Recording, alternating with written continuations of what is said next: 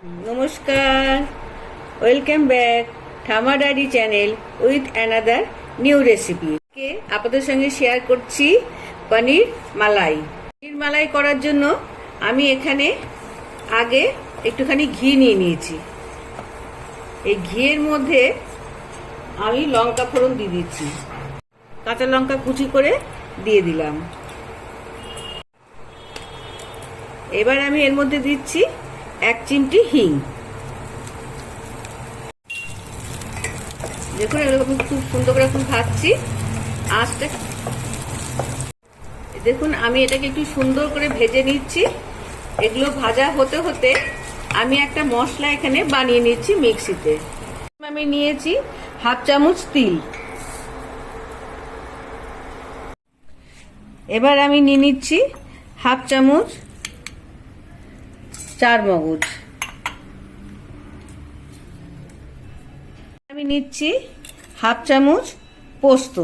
পোস্তটা আমি একটু বেশি দিচ্ছি, 1/2 চামচের বেশি দিয়ে জল দিয়ে আমি এটাকে মশলাটা করে নিয়ে আসছি। আমি মশলাটা বেটে নিয়ে চলে এসেছি। এবার আমি আরেকটা মশলা করছি। এর মধ্যে আমি নিয়ে নিয়েছি 1.5 চামচ সমান কাজু বাদাম।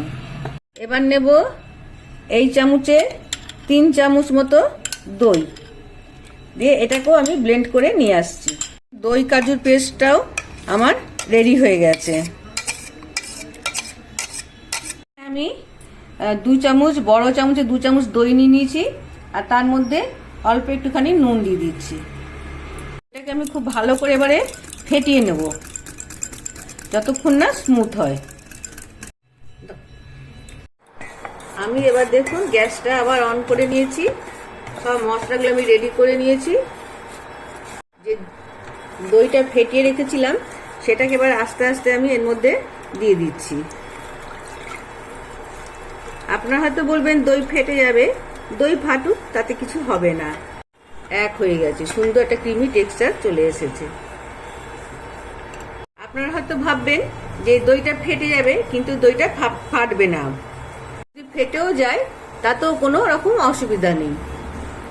দেখুন দইটা খুব সুন্দর ফুটে উঠেছে।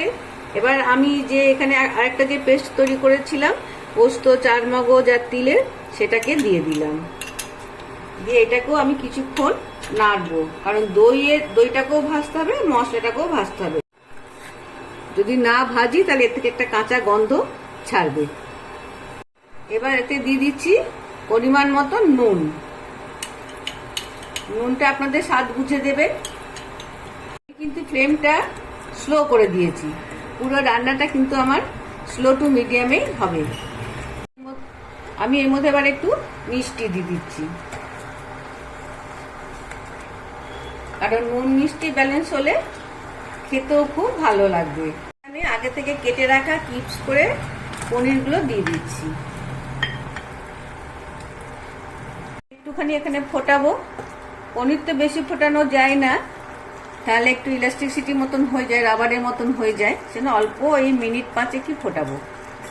ওই কাজু বাদাম বাটাটা দিয়ে দিলাম। এটা আমি সবার লাস্টে দিলাম।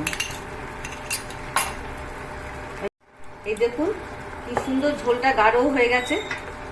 বললাম না যে দইটা যতক্ষণ ভাজার, দইটা ততক্ষণই ভাজতে হবে। এই দেখুন দইটা এখন আর ফাটা বলে মনে হচ্ছে না। এটা ক্রিমি টেক্সচার চলে এসেছে।